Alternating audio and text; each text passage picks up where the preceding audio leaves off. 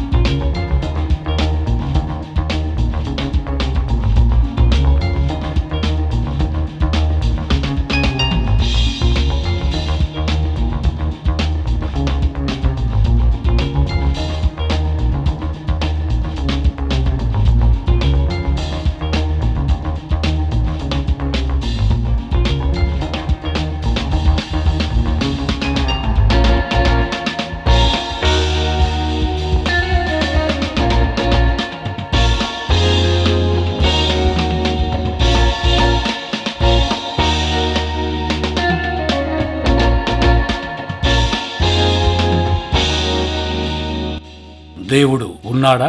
21వ శతాబ్దంలో కూడా ఈ ప్రశ్నకు సమాధానం దొరకటం లేదు.